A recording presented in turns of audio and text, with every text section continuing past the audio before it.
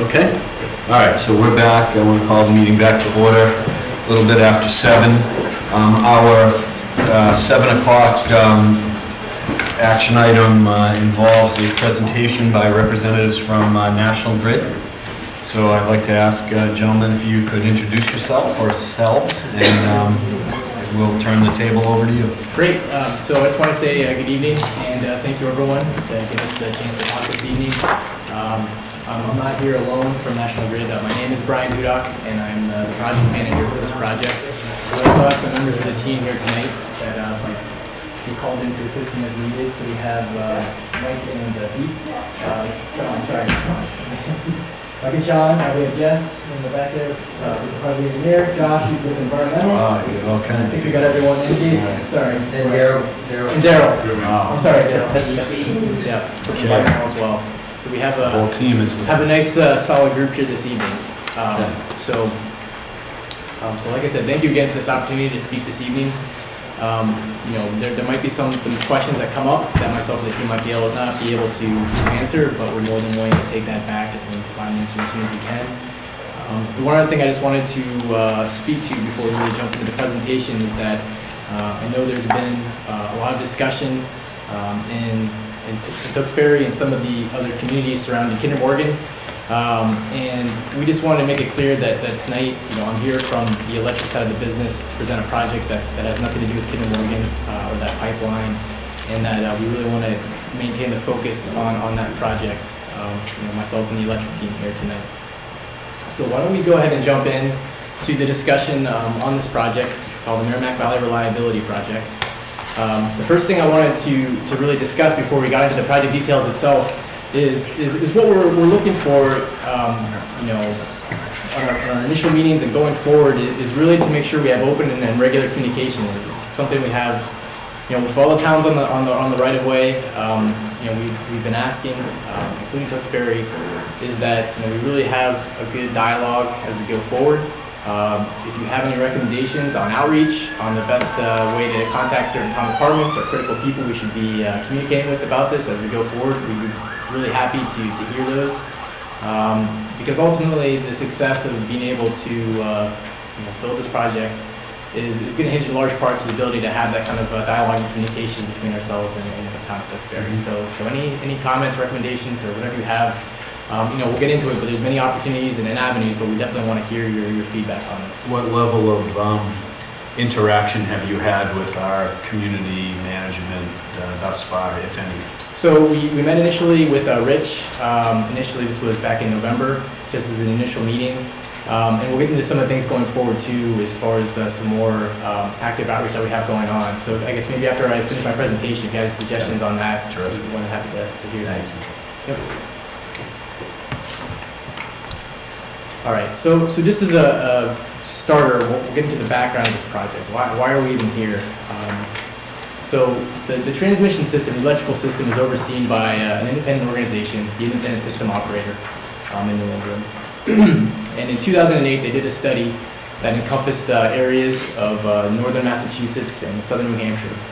And what they found was that, based on the way that load has grown over time in certain areas, and the existing transmission system, that there was risk for issues and overloads on certain lines without some sort of action being taken. And so in order to address the need identified by the ISO, National Grid and Northeast Utilities jointly have proposed a solution that's a $520 million investment in Massachusetts and New Hampshire. That includes the project that I'm here to talk about tonight, the Merrimack Valley Reliability Project. So on that page, we have a map there showing the Merrimack Valley Reliability Project, and then along with a couple other major projects that are going to be involved in this solution. One quick note that I just wanted to make sure we're all on the same page with, in terms of transmission versus distribution. This project we're talking about tonight is a transmission project. So if we're talking about electricity and how it comes from power plants to your home, it's going to start at a generating facility, a power plant. It'll be converted into a transmission voltage. It's a high voltage that will allow large quantities of energy to be transmitted over great distances. So the transmission system is like the highway or the backbone of the electrical grid. And so there are areas like substations where that transmission system will be tapped into. The voltage will be converted into a distribution voltage, a lower voltage. And that's what you're going to see out here on your streets, by your homes, and that's how the services come from to your homes and businesses.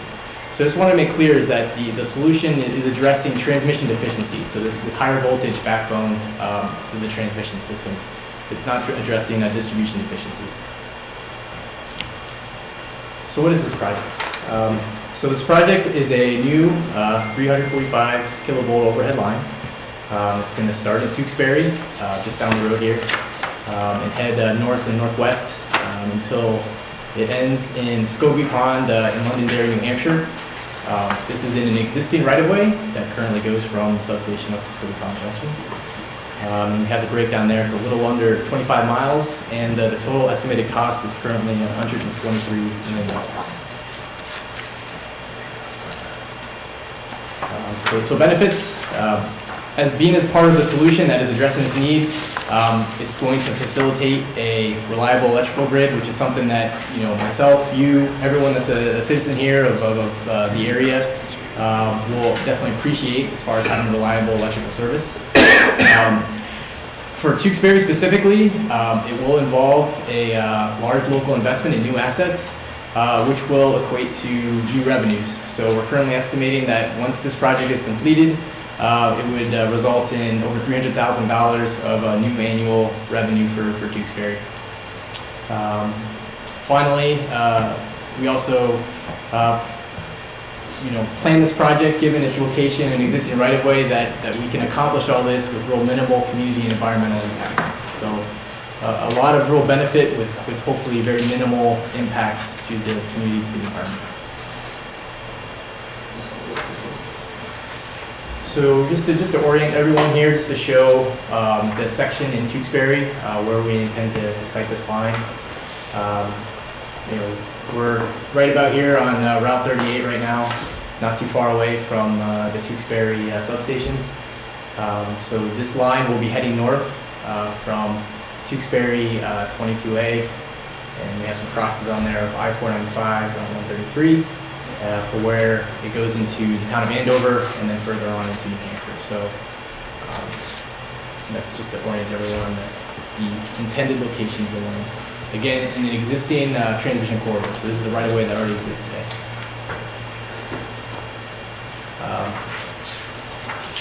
So given its location in the existing right-of-way, no additional land is required. The total distance is about a little under 2 miles. We intend to relocate approximately 20 structures and add 59 new structures. And the next couple of slides after this will show this maybe a little clearer as far as what we mean by relocation and addition, all within the right-of-way.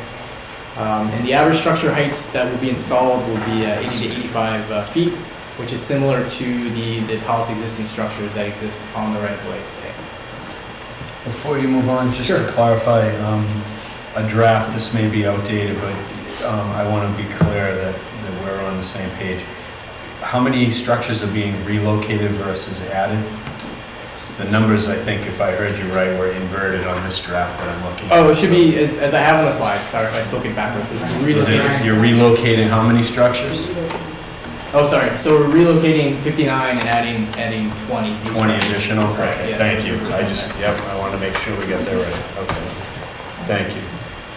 Sorry to cut you off. No, that's okay. Thank you for pointing that out.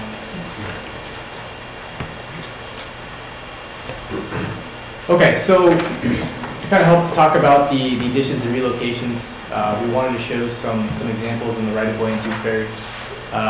So what we have right now, just to orient everybody, is you're standing in the right-of-way right now in the section of Tewksbury. You're looking north. So to your the right-hand edge of the screen or the paper is the eastern edge of the right-of-way. The western edge is to your left-hand side. And so what you see right now is 5 existing transmission lines that are in that corridor today. And so what we intend to do in this section of the right-of-way, we would take that middle lattice tower that would be relocated further to the east, creating sufficient space to install a structure similar to the one that exists to the left of that structure, install the new line. So I'll show the before and after here and go back and forth just to show everyone. So that's the after, what it would look right there. So now we have 6 transmission lines there instead of 5.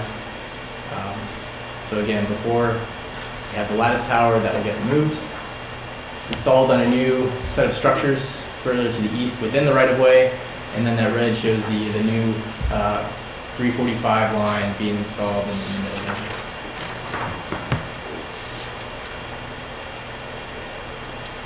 So there are different configurations within the right-of-way at different points. And so we just wanted to show too, just to be fully clear that that previous example isn't going to be for the entire right-of-way. There's a few different configurations within Tewksbury. So we just want to show another one that's one of the more complicated sections on the entire 25-mile route that's also within Tewksbury. In this case, we're actually going to be relocating 3 separate structures and installing the new one. So essentially, the lattice tower and the 2 lines of structures to the east of that lattice tower will all be shifted further east to allow us to install the room there.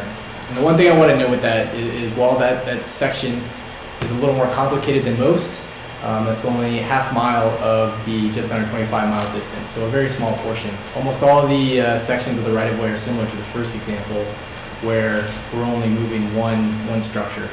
I think it's well over 90% is either moving one or no transmission structures. In New Hampshire, there's certain areas where we don't move any structures at all. So there is some small complicated areas, but this area, like I said, is less than half a mile.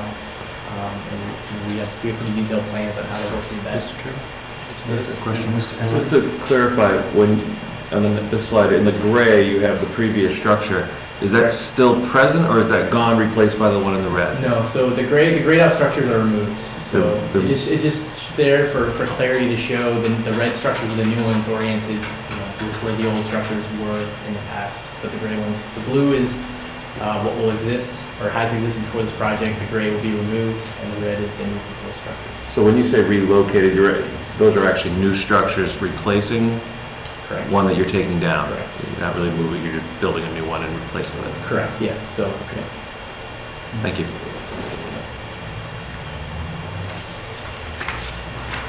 All right. So we wanted to outline the federal, state, and local permits that will be involved with this project. At the federal level, we will be filing with the Army Corps of Engineers, Section 404 and Section 10 individual permit. We will be having a Section 106 review, general stormwater permit. And at the Massachusetts state level, there will be a MEPA review, Section 72 DPU approval, water quality certificate, Chapter 91, natural heritage and endangered species review, DOT permits will be required for the particular highways that we'll be crossing, and also Mass Historical Commission review. And then finally, at the local level, notices of intent at the local conservation commissions, and then obviously local street crossing approvals as needed. And the one thing I just want to note with this slide too is this project does cross into New Hampshire, so there is a set of New Hampshire permits that will be included as well. Didn't list it here just because, just for clarity, that this is a Massachusetts section of the permitting law.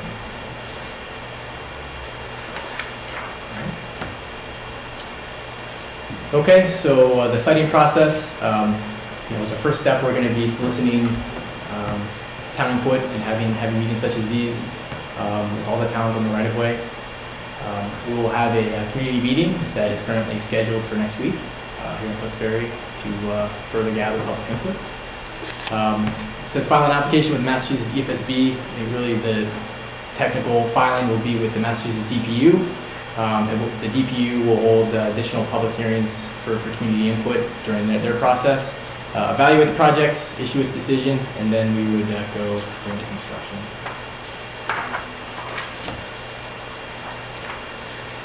So in terms of schedule, we're in final engineering and design currently. We expect to functionally complete our design in the next couple months. Understanding that in cases such as these where we have very many permits and siting applications that will go on, there's always a back and forth during that process where regulatory agencies will offer feedback, and we'll be, you know, accommodating that or shifting designs as required to get through that process. So really, we don't consider the engineering design fully complete until we get all our siting and permitting finished.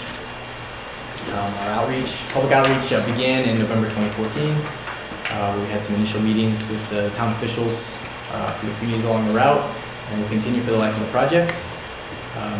We filed for our first permit in November 2014. The NEPA environmental notification form was submitted and is available. If anyone would like a copy, we can put you in touch with the appropriate people to get you a copy of that. We expect to file federal permits and go to the DPU later this spring, with the goal of starting construction in 2016 and having this line in service by the end of 2017.